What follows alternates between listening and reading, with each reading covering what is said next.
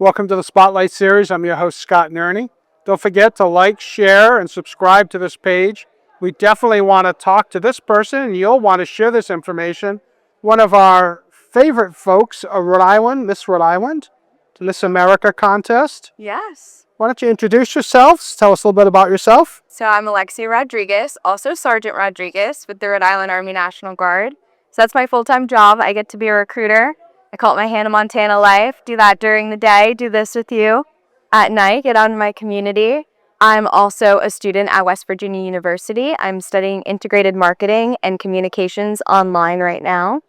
And I've been competing in the Miss America organization for about 8 years now, which is crazy to say. Let's take these a little piece at a time. Yeah. So you're in the service, in the Guard. And that's a full-time job because you're recruiting. Yes. So thank you for your service and everything you're doing. I'm glad to see you're still in Rhode Island and not someplace scary. Yes. And you're going to school. And you're doing a whole bunch of other things. How is this? And you're running for Miss Rhode Island and winning. How is this all happening at once? Time management and incredible village. I have to say, I would not be here without them. Their support and their tenacity and everything that I do alongside me has really propelled me into this position. And you mentioned this wasn't your first go around at this. So talk about as people look and they're watching this, they think, well, maybe I could run for Miss Rhode Island. And some people may say, well, I'll never win, or I'll run once, and if I don't win, that's it. Talk about the drive and determination that you went through. So when I competed in pageantry, it was honestly just because I was stubborn. I was told that I couldn't do it. I was a tom girl. You would catch me out playing soccer, playing golf, running around, getting dirty. I couldn't look somebody in the eye when we were talking. So I was not the picture perfect pageant girl that everyone thinks about when they hear that word. But my brothers told me and my cousins laughed that I couldn't do it. So I said, I'm going to show them. I'm going to do it. And I did horribly. Absolutely horribly. I'm not a graceful bone in my body, unfortunately. I like to think that I've grown a bit and become a bit more graceful. But it was the girls that I met when I started competing. They were phenomenal young women and inspiring young women that championed me and me doing well. They worked harder to make sure that I felt comfortable when I stepped on that stage and I was no longer scared. And that's when I decided, this could be something that I would be interested in doing because I made amazing friends. The next year, I came and I competed now for the Miss America organization, and this is when I fell in love with pageants. I fell in love with the girls that I was surrounded with the idea of being able to champion amazing causes within our community and really give a megaphone to those voices who are too often silenced. It was something that resonated with me as someone who grew up in foster care. So it wasn't necessarily the crown, I think, that brought me back each time. It was the impact in my community and the women that surrounded me as I competed. And what did your Army fellow brothers and sisters think about this? I struggled for a long time after I joined the military with competing in pageantry because I thought I had to uphold this certain image of what strength and putting on the uniform meant. But it was amazing mentors, like 2 former Miss Rhode Islands, Captain Curtis and Colonel Berlinger, who showed me that femininity is a strength, it's not a weakness, and that I can be strong and powerful and still girly. They can both coexist happily.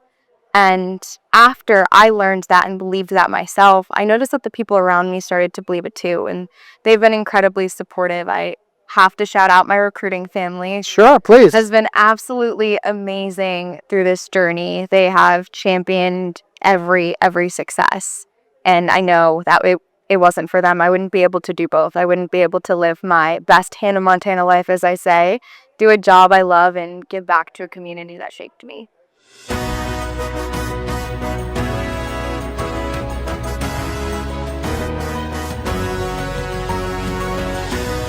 So when I was in corporate life, I would say to people who are just starting out, I was at an executive level, junior executive, and I would say, you can get here from there.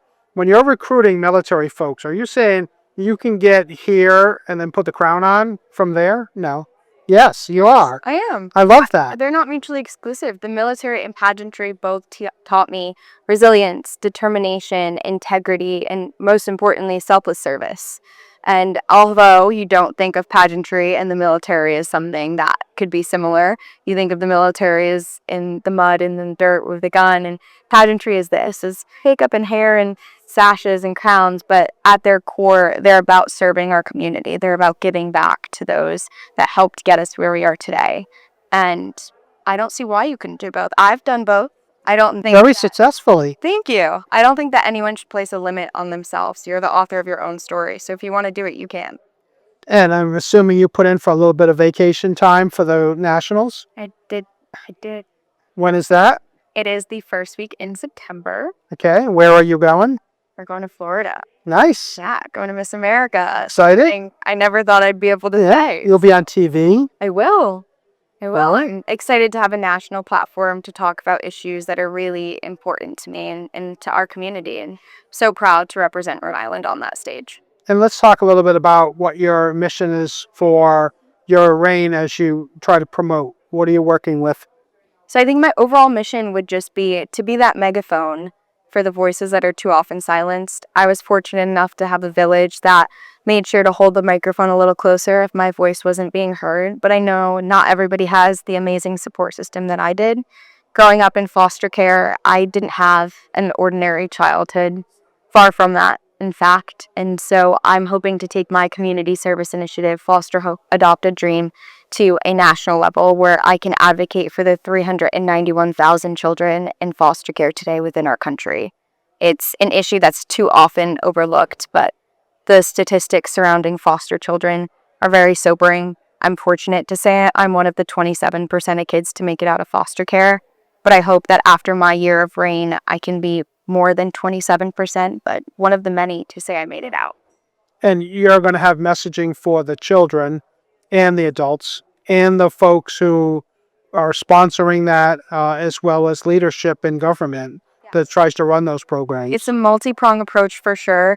I am currently in the works of getting my children's book, The Somewhere Kid, published, which follows a foster child from home to home until they find their place where they belong. It's no longer somewhere or someone, but it's them and their family. So look out for that. At the end of fall, I will be going around to all the school districts in Rhode Island and reading that to kids because I believe that representation is important. I didn't have somebody that looked like me or had the same childhood as me growing up.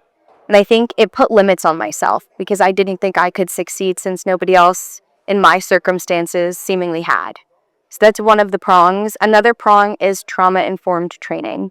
Foster children are more predisposed to things like ADHD and PTSD than the rest of the population. In fact, 1 in 4 foster children will be diagnosed with PTSD. I believe it is important that teachers understand this. They know how to handle it because they are our first line defense in ensuring our children have a brighter future. On top of that, I do want to go to local politicians and talk about foster care reform, but more into the budget, make sure that there's more oversight and ensure that these children have a say in where they end up.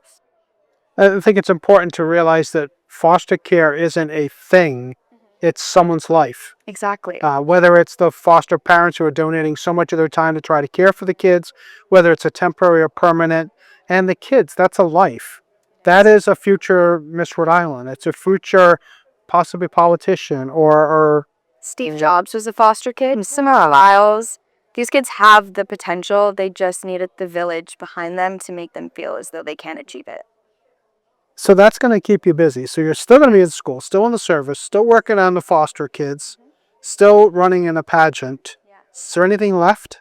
Is there any more time left? You'd hate to know I have 4 animals as well. I'm It takes sorry? a lot of time. All my animals at home. Oh, let's talk. Yes. What do you have? So I have a Belgian Malinois mix. I found him on the side of the road in Ohio, actually, when I was baptizing my godson down there. And I'm known to kind of just pick up strays, and that's what I did with him. Okay. Then I shipped 2 cats home from deployment. I was deployed to Guantanamo Bay while I was with the 43rd MP Brigade, and it was a phenomenal experience. But the animal lover in me hated all the stray cats out there, so I ended up helping get 50 of them shots and neutered or spayed, and then 24 of them sent back home to Rhode Island to loving families. But I had to keep 2. I couldn't let them all go. They Well, you have were to my have 2. babies. I have 3. They have to run around. Exactly. They need friends. What are their names? It's Boots and Nala. Okay. Yes. And the dog is Bucky. All right. I like that. Thank I like that. All right. Well, first week of September, Yes, first week of September. Orlando. Yes, You're excited to go there. very. You're going to win. Hopefully. And when you win, you're going to come back Yes, and we'll chat of course. after whatever network gets you on. And, a couple of you fly Be back. exclusive. All right. You'll get the So exclusive. when you're down in Orlando, let's talk about Rhode Island. What do you tell people about Rhode Island? That Quahog is not a place. As somebody Nice. who's traveled around with the military, that's the first question anyone asks. They're like, oh, Rhode Island really does exist. And then I start to fear for our education system. But after that, they ask if Quahog is really a place. And as somebody who's never seen Family Guy, I was stumped the first few times I was out Yes. until somebody explained it to me. So that's the first thing. The other thing would be we might be small, but we're so mighty. This community is amazing. It's a family. And that's one thing that I love about our state is that we're there to uplift each other when we need it, and we're there to champion each other when we succeed. Great. I think you do fantastic. You have my vote if I can vote online. I don't know if I can, but we wish you a lot of luck, and please come back with everything you're doing. I will. Thank you so much. Thank you.